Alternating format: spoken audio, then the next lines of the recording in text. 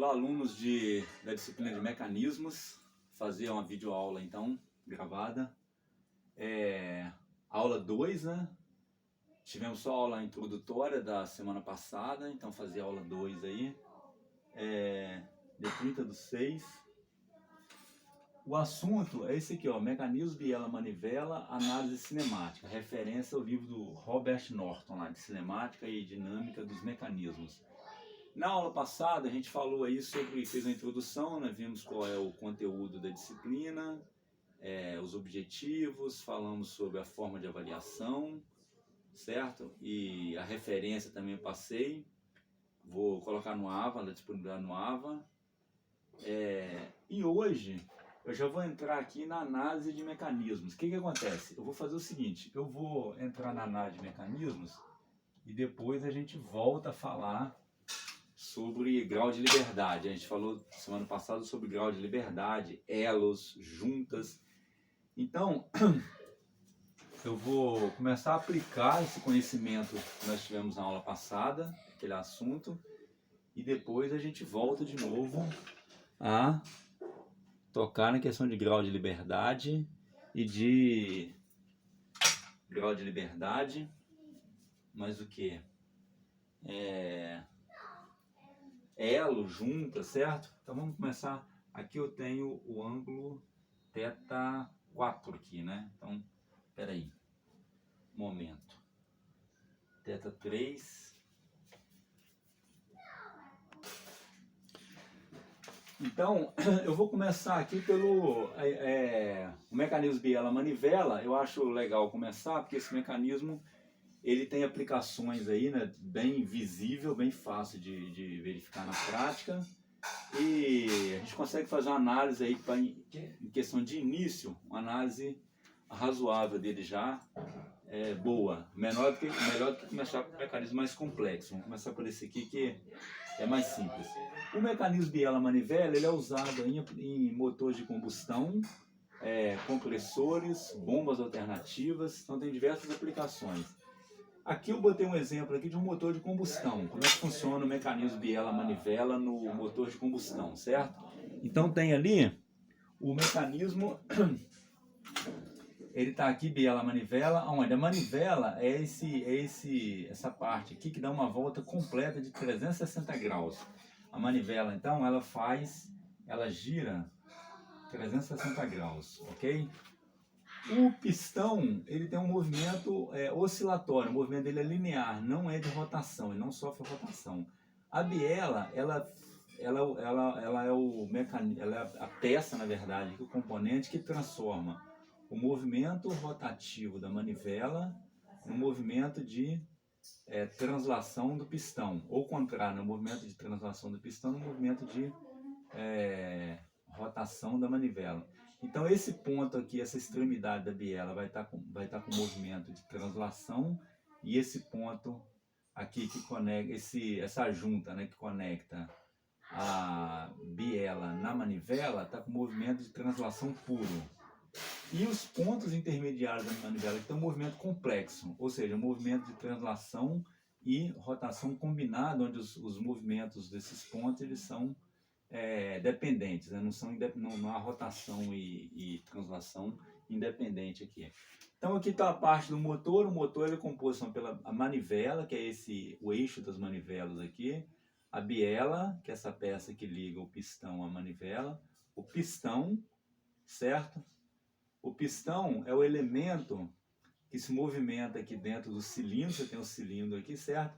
E os gases, aqui você tem entrada de gases numa válvula de admissão, saída de gases, aqui entrada de ar mais combustível, né, na válvula de admissão, e aqui saída de gases queimados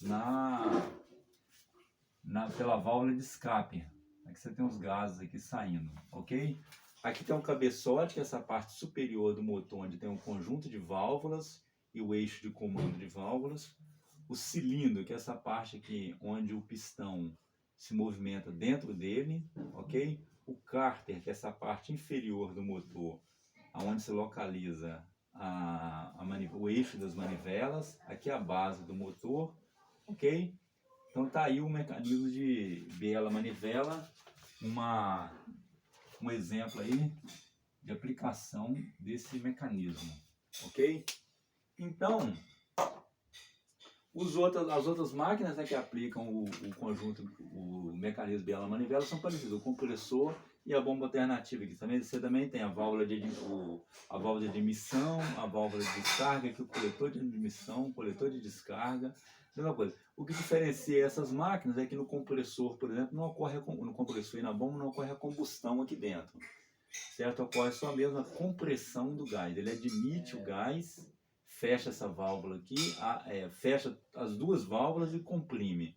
Quando ele está no final do curso, ele abre a válvula de escape e os gases saem comprimidos no caso do compressor. Na bomba alternativa, ela trabalha com líquido, né? A diferença da bomba é que ela trabalha com líquido, o compressor trabalha com fase gasosa, mas é a mesma máquina, o mesmo tipo de máquina. E o motor de combustão, você tem a combustão nele, né? Ok? Para produzir trabalho mecânico. Aqui eu fiz então o sistema biela-manivela nessa configuração. Tá um pouco diferente, né, daquela ali, mas aqui mais um estudo para fazer um estudo generalizado. Nesse caso aqui, a gente fala que o pistão não está deslocado, não há deslocamento dele em Y, certo? Aliás, o deslocamento não há em Y, é só em X mesmo. A diferença entre esse sistema aqui que eu desenhei nessa posição e esse sistema aqui é que aqui a gente fala que o Y está deslocado. Por quê? Ao invés do pistão trabalhar aqui no eixo X, ele trabalha num ponto diferente. Esse caso aqui é um caso mais generalizado desse aqui, certo? É o mesmo mecanismo biela-manivela, porém aqui é mais generalizado. Esse aqui é um caso especial do sistema mais geral, que é o de baixo, ok? Então aqui a gente identifica aqui, eu botei como vetores. O vetor, o livro chama de R1, R2, R3, R4, os vetores, e chama aqui os valores, o módulo, né, de A, B, C e D. O que eu fiz aqui? Eu peguei e chamei de vetor aqui, A, B, C, D. Quando eu botar a setinha é vetor, quando eu tirar a setinha é o módulo, ok? Então, com isso aí, a gente tem essa configuração, onde temos aqui o seguinte: o R2, o vetor R2 é igual ao vetor A, que é a manivela, o vetor R3 é igual ao vetor B, que é a biela, o vetor R3 é a posição Y do pistão, não é R3 não, eu errei aqui, espera aí, R2, R3, aqui é R4, o vetor R4 é a posição Y do pistão, que é o vetor C. E o vetor R1 é a posição X do pistão. Repare que o vetor R4, ele tem valor constante, certo? Então aqui, ó, R4, que é igual ao vetor C, é constante. Ele não varia com o tempo, tanto em direção quanto em módulo, certo? O vetor R1, ele não varia a direção dele, mas varia o módulo. Então aqui, ó, o R1, que é igual o vetor D, que é igual ao vetor D, ele tem o que? Módulo variável. O módulo dele é variável e a direção é fixa. Direção fixa, ok? A direção dele é sempre X, a direção do vetor R1. E o módulo dele varia. Já o vetor R4, o vetor C, ele tem o módulo constante e a direção constante.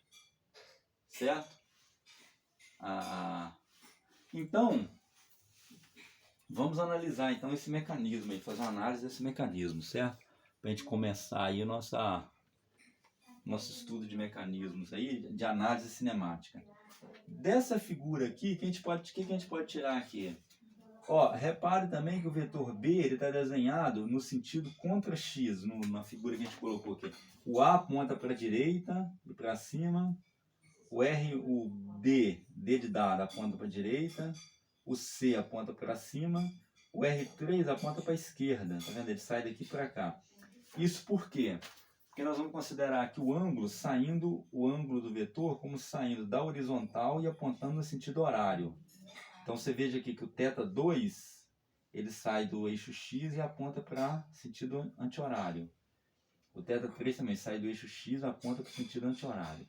Ok? Poderia ser diferente, mas nessa dedução aqui a gente vai colocar dessa forma.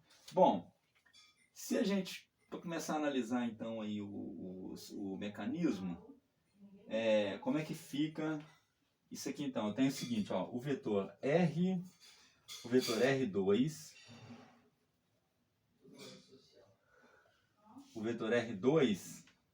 ele é igual ao vetor R1 mais R4 mais R3, né? E se eu for fazer uma soma geométrica aqui, ó, o vetor R2, para chegar no ponto A, aqui tem um ponto O2, que é a origem. Para eu sair da origem, para chegar no ponto A, se eu for pelo caminho R2, o vetor R2, eu chego no ponto A. Ou eu posso ir por aqui, ó, eu ando R1, eu ando no vetor R2 e ando no vetor R3, chego no ponto A. Então R2 é igual a soma desses três vetores ali, ok? Ou o vetor A, a outra nomenclatura aqui que eu estou colocando, A é igual a R1, que é D, mais o R4, que é C, mais o R3, que é B.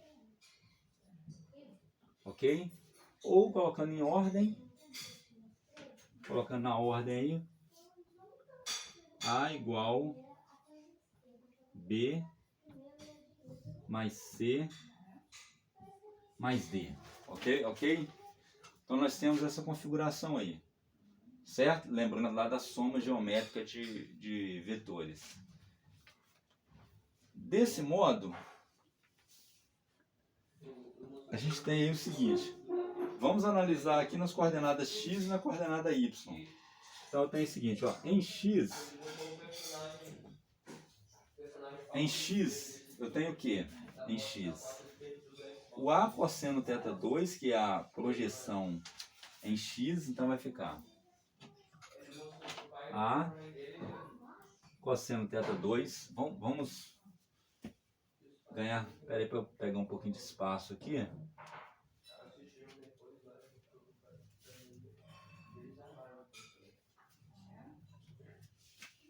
Então eu tenho o seguinte, ó, a projeção em x, A cosseno θ2, não é isso? É igual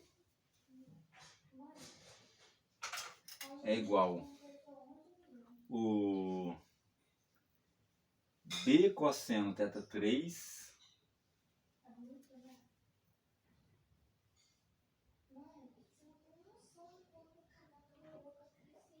Ixi, ficou um pouquinho de água aqui, ficou molhado, e aí o negócio não escreve. B cosseno θ3, não é isso? Mais D. O D já está na direção X, então é o módulo de D mesmo. Quando eu não coloquei a setinha aqui, é porque em cima é o módulo, certo? E a análise em Y. Poderia colocar aqui, né? A cosseno θ2. Não. Peraí.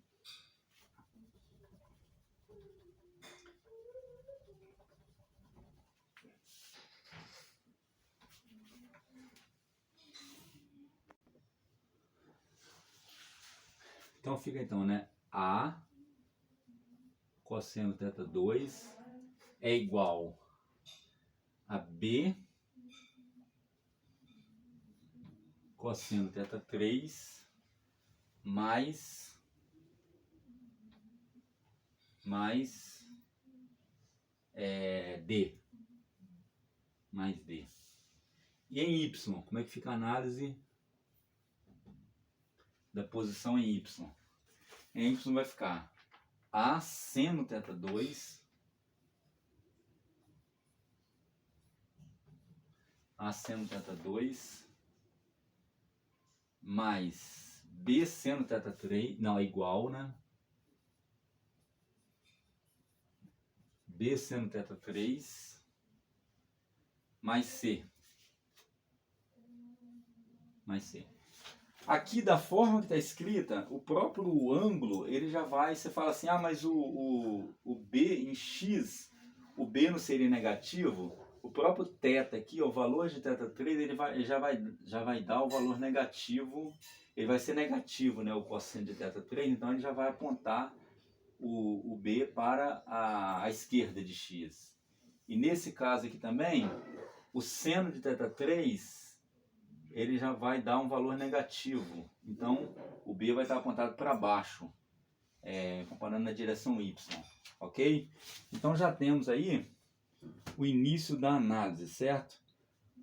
Bom, a gente só tem 1 grau de liberdade aqui. Esse sistema aí, ele só tem 1 grau de liberdade. Sistema com 1 grau de liberdade. Por que 1 grau de liberdade? Porque eu só preciso de uma variável para determinar a posição. E com uma única variável, eu determino a posição das coisas. Eu vou colocar em função de θ2 aqui, ó. Só com uma variável, a posição só depende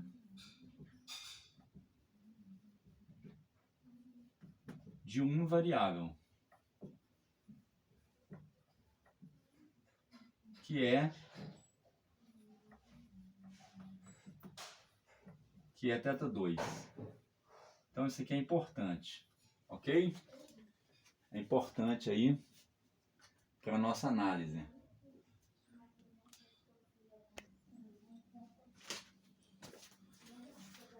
Com isso aí, com essas coisas, a gente pode pegar agora o seguinte, eu posso, dessas equações aqui, eu tenho o seguinte, ó, o D aqui nada mais é da minha posição X. Aqui, ó, as minhas coordenadas aqui, eu tenho a coordenada XY, que tem um sistema de referência fixo aqui, e também eu coloquei um sistema de referência móvel aqui, X', aqui na verdade, ó, é X', Y', ok? Então repare que o meu D, ele é a posição X do pistão, do ponto B, certo? Então esse aqui é X do ponto B, certo? X do ponto B, que é igual, tirando daqui, vai ser A cosseno θ2, vai ser igual A cosseno θ2 menos B cosseno θ3. B cosseno θ3, certo? Da equação do y, eu posso tirar aqui o valor de θ3 em função de θ2. Por quê? Porque o meu A é um valor fixo, não é isso? O módulo aqui do vetor A é fixo, a biela. A biela tem um valor constante, não é isso? A biela não, a manivela. A biela também tem um valor fixo, é uma barra, ok? O C também é um valor constante, o módulo dele é constante. O D, o módulo dele varia. Então eu tenho aí o seguinte. Então vai ficar θ3, se eu isolar o θ3 aqui, vai ficar o seguinte, então, ó, B seno θ3, então aqui eu tenho em X, né, em Y.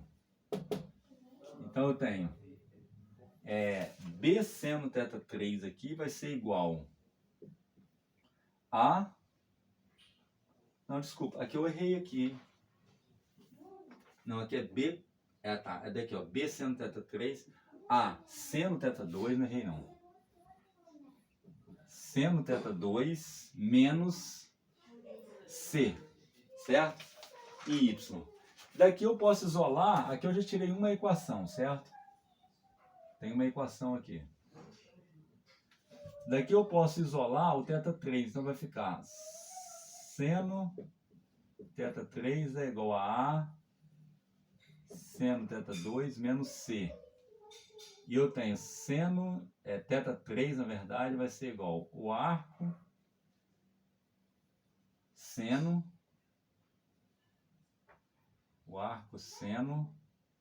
de A seno θ2.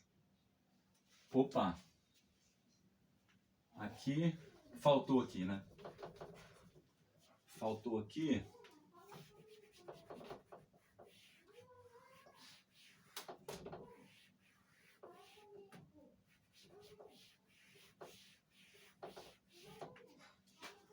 Faltou aqui o que? O B aqui no denominador. B no denominador. Então tem θ3 é igual a seno θ2 menos C. Aqui é arco seno sobre B. E aqui o θ3. Então θ3 é o arco seno, ok? É a função inversa do seno. Aqui, ó. Deixa eu melhorar a letra aqui. Arco seno disso aqui. Então eu já tenho a equação para calcular o x, o ponto x do pistão e o ângulo θ3 em função do ângulo θ2. Por quê? Porque aqui tem duas variáveis, eu tenho o θ2 e o θ3. Então se eu tiver o θ3 em função do θ2, o meu xb vai ficar em função, na verdade, de uma só variável. Ok? Só que tem um porém aí. O arco seno é uma função que ele tem duas soluções. Certo? Tem duas soluções aí. Então, por exemplo, é o mesmo... eu tenho duas soluções aqui, né, do arco seno. Com isso aí, a gente pode fazer o seguinte, para uma análise geométrica, fazendo análise geométrica aí, então vou escrever isso aqui, né? A função arco seno admite duas soluções.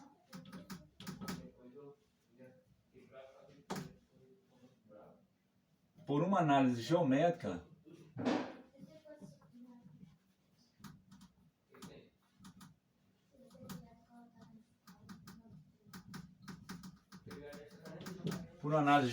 aí a gente tem o seguinte, ó, que o θ3 ele vai ficar aqui na nossa configuração, ele vai ficar entre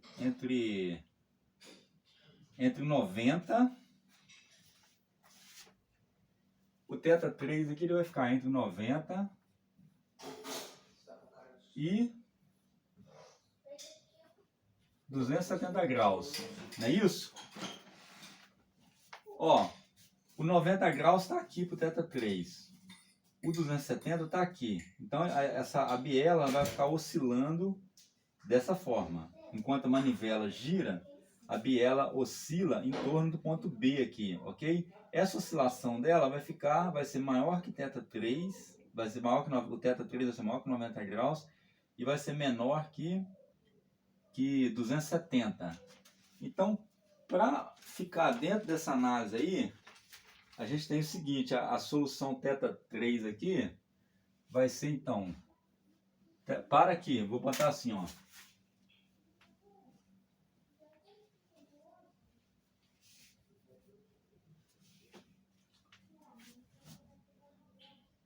Para θ3 entre 90 e 270 graus, eu tenho a seguinte solução, ó. θ3 é igual a arco seno de menos, aí vai isso aqui, é A seno θ2 menos C sobre B mais 180 graus. Ou no caso aqui pode ser substituído por π se você for trabalhar com um radiano, ok? Se você for jogar no computador lá ou na calculadora e o grau foi dado em radiano, então seria 180, que seria π aqui na verdade, né?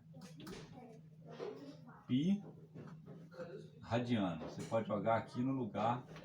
Então eu tenho a solução completa agora, ou seja, se eu quiser saber a posição XB, então eu tenho, ó, X do ponto B, que é igual a cosseno θ2 menos B cosseno θ3. E o meu θ3 é dado em função do θ2, então eu tenho como estabelecer o x de B sempre em função do ângulo θ2. Só tem uma variável aí, só um parâmetro, que é o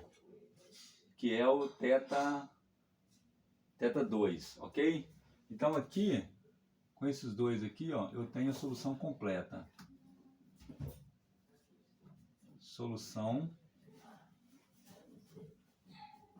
completa do meu sistema para posição, ok? Então vamos fazer um exemplo aqui.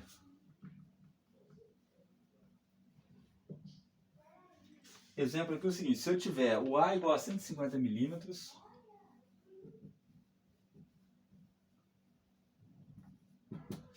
o B igual a 400 milímetros e o C igual a 200 milímetros. Aí, achar θ3 e x do ponto B para θ2 igual a 0 grau, 45, 90, 120, 150, 180, 240, 300 graus. Então vamos fazer isso aí, ó. A gente vai ver depois os limites para isso aqui. O sistema não pode ter quaisquer valores de A, B e C, porque ele pode dar erro aí, né? Pode levar a valores impossíveis. Então, se eu tiver isso aí, posso calcular da seguinte forma, ó. Vamos calcular uma tabela aqui agora. Fazer uma tabela.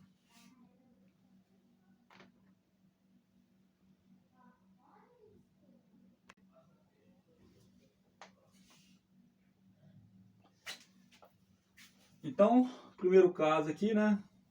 Se eu tiver θ2 igual a 0 grau, aí como é que vai ficar isso? Vai ficar θ3 vai ser igual a arcosseno de menos o valor de A, que é 150, seno de θ2, que é 0 grau, menos o valor de C é dado aqui, que é 200, né? 200 milímetros. E o valor de B, 400. Mais 180 graus. Então o θ3 aí, quando o θ2 for 0, vai dar 221,8 graus, ok? E Quanto que vai dar, então, o valor de XB? O valor X de B vai ser, então, X do ponto B vai ser igual o valor de A aqui, que é 150, cosseno de 0 grau, menos o valor de B, que é 400, cosseno de θ3 foi encontrado aqui, ó, 221,8 graus. Então, x de B, para esse valor aí dá 373,6. 373,6 milímetros. Então tem aí o primeiro caso, certo? Aí a gente pode montar uma tabela então aqui. Vamos montar uma tabela de θ2 em graus, θ3 também dado em graus, e o x de B, o x do ponto B, dado em milímetros. Então eu tenho os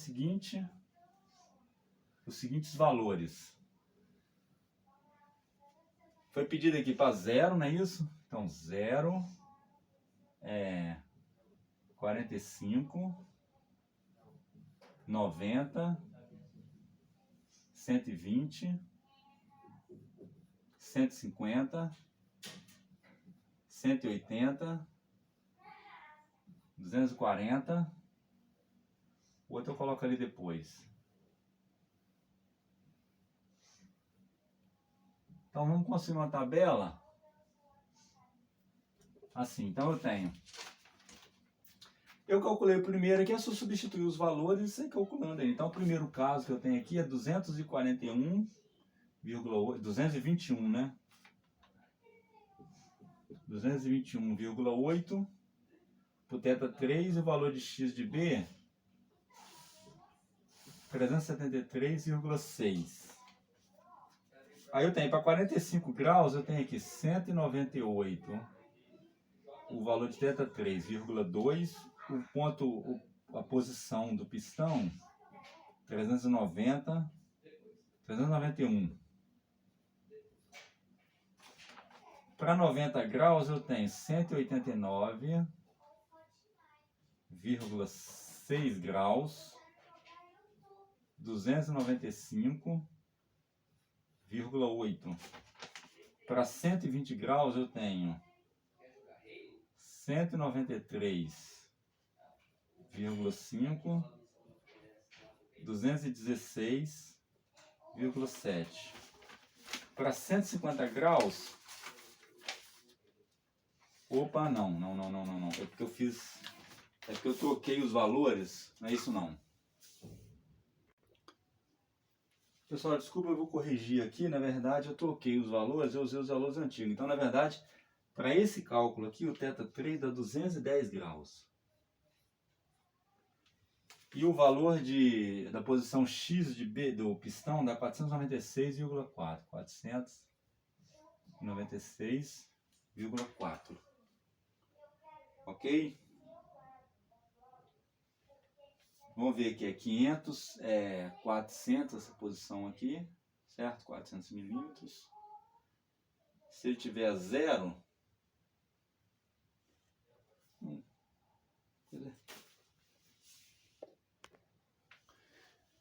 então os valores corretos estão aqui, né? Então o valor de 0 grau para θ2 é 210 aqui e 496,4. Ou seja, quando o vetor A estiver nessa posição aqui, o ponto B vai estar a quase 500 milímetros deslocado em X, certo? Quando for 45 graus, aí ele é 193,6, 494,9. Quando for 90 graus de θ2, vai dar 187,2, 396,8. 1,9.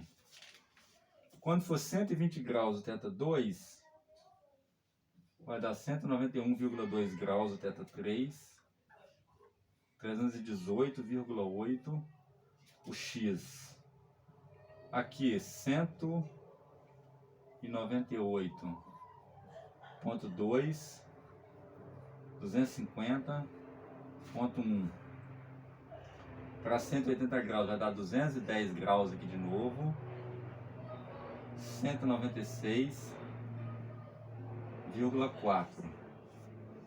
Quando for 240 graus, vai dar 235,6, 151,2, ok? Então tem essas posições aí. Bom, agora nós vamos fazer o seguinte. Nós vamos deduzir aí a velocidade por enquanto. Agora a velocidade do ponto B.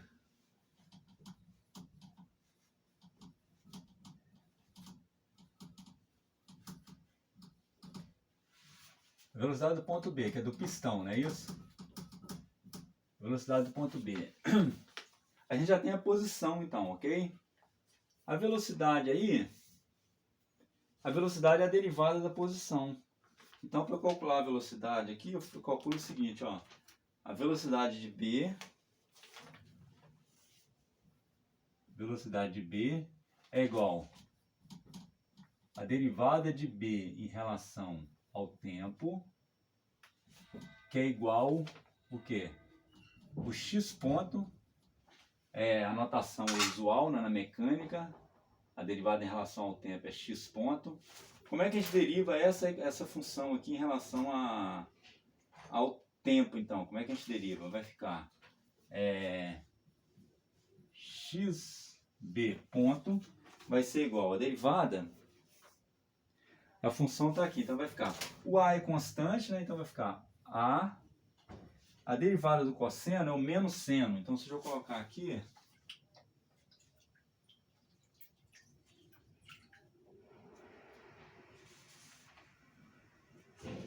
vou colocar aqui direto, ó. Então vai ser menos a seno de θ2. Só que o θ2 depende do tempo, então a derivada de θ2 em relação ao tempo, ok? Menos b cosseno θ3. Outra vez, a derivada do cosseno é o menos seno. Então aqui vai ficar mais b, que é constante, seno de θ3, a derivada de θ3 em relação ao tempo. Ok? Então a velocidade de B é dado por isso aqui. Então, posso escrever x ponto, posso escrever também direto aqui VB, né? Ok? Escrever VB aqui, já que eu coloquei ali velocidade, então vamos colocar aqui VB. VB. E como é que fica derivado? E como é que fica então? Aí para poder saber então a velocidade, eu tenho que saber a derivada, eu tenho que saber a função θ2 em função do tempo. Eu tenho que conhecer o θ2 em função do tempo. Como o θ3 ele é dependente do θ2, então basta eu conhecer o θ2 em função do tempo e eu tenho todo o meu problema determinado. Ok? Bom, aí o θ3 eu tenho que derivar essa função aqui, a derivada do arco cosseno. Aí lá da tabela de derivada, você pode pegar lá, né? Temos o seguinte, ó. A derivada do arco cosseno, se você tiver a derivada em relação ao tempo do arco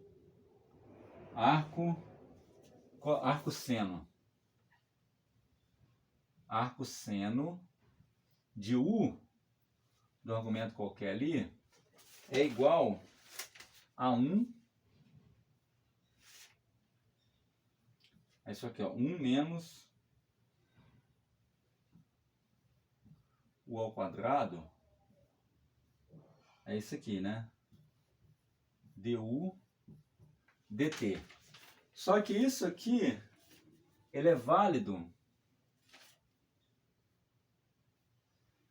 Isso aqui é válido para menos 90. Menos 90 graus, menos arco seno de U menor que mais 90.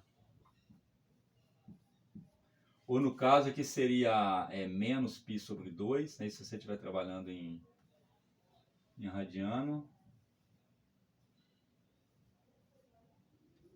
mais π sobre 2.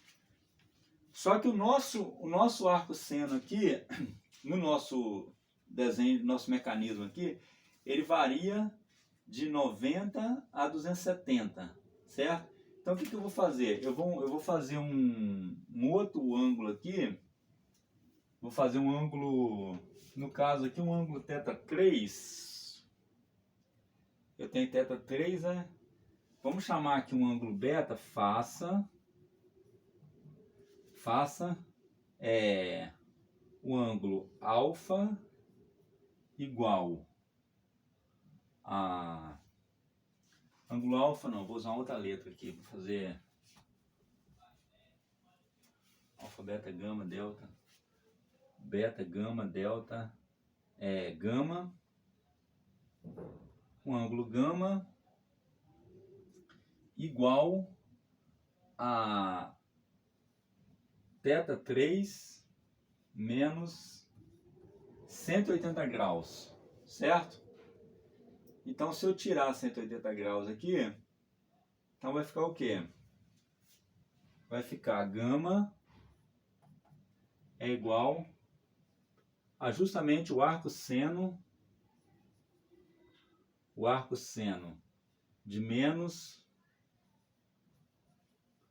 a seno θ2 menos C sobre B. Isso aqui, eu tirei o 180, né? Só que aí eu tenho gama, só que o meu gama vai ficar variando agora de menos 90 até 90. Ok? Então gama agora vai ficar de menos 90 graus, gama, até 90 graus. Que é justamente o que eu preciso por causa da derivada, que a definição da derivada, ela tem aquela definição ali, ó. Com isso, eu vou ficar o seguinte, o meu dt, eu preciso desse dt θ3 aqui, né? Então vai ficar o dθ3 de tempo, na verdade. A derivada do θ3 em relação ao tempo. Com isso aí, como é que fica então? Então eu faço aqui, ó. Faça U igual a menos A seno de θ2 menos C sobre B. Com isso eu tenho, com isso aí eu vou ter gama igual a arco seno de U, não é isso? Então eu vou ter a derivada de gama em relação ao tempo. Se você for reparar, vai dar a mesma derivada de dθ em relação dθ3 em relação ao tempo. Por quê? Porque elas estão deslocadas de uma constante, né? Isso, como a derivada de uma constante é zero, então vai ficar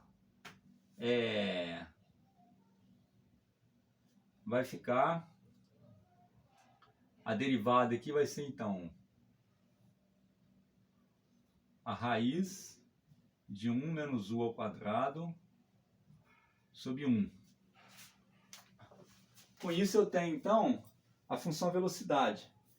Aí o θ3 eu tenho que conhecer o θ3 em função do tempo.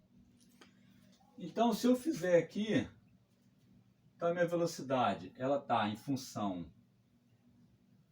de θ2, θ3, a derivada do θ2 e a derivada do θ3, a derivada do θ3 eu tenho aqui. Então eu preciso desconhecer pelo menos a minha função θ2 em função do tempo. Então eu vou dar aqui, por exemplo, uma função constante. Se eu tiver θ2 igual a 1000 RPM. Então eu tenho θ2, se for dado em radianos, eu tenho θ2 igual a 1000 rotação por minuto, né? Uma rotação é 2π radiano e 1 minuto são 60 segundos. Então, convertendo aí, fazendo a conversão disso aí, eu tenho 104,72 radiano por segundo. Aqui, sendo θ2 constante. Com isso, se o meu θ2 for constante, o meu dθ2 de tempo vai sumir, vai desaparecer. Mas o θ3 não é constante. O θ3, ele varia. O θ3 ele continua variando ainda. Aqui entra aqui, gente, entra um du/dt aqui, ó.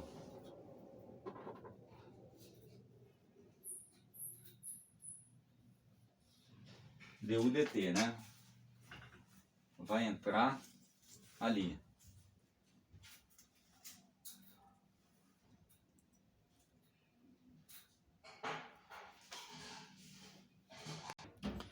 Aliás, corrigindo aqui o seguinte, o meu dθ2 dt não é constante.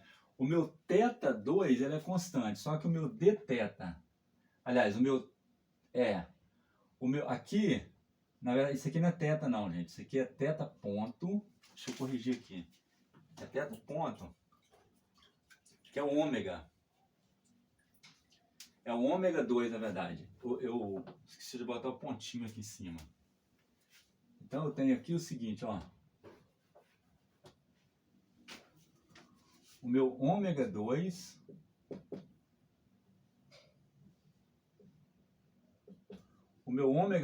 que é a derivada do θ em relação ao tempo, é 1000 RPM. Então aqui vai entrar 1000 RPM aqui, tá? Um radiano por segundo. Com isso, o que eu tenho aí? Eu tenho como calcular a velocidade agora, ok? Vai ficar para a próxima aula. Amanhã a gente tem uma aula, amanhã então a gente continua esse assunto aqui, esse exemplo. Vamos calcular a velocidade e depois a aceleração também, ok? De cada ponto, tá bom? Então, ficamos por aqui. Até mais para vocês.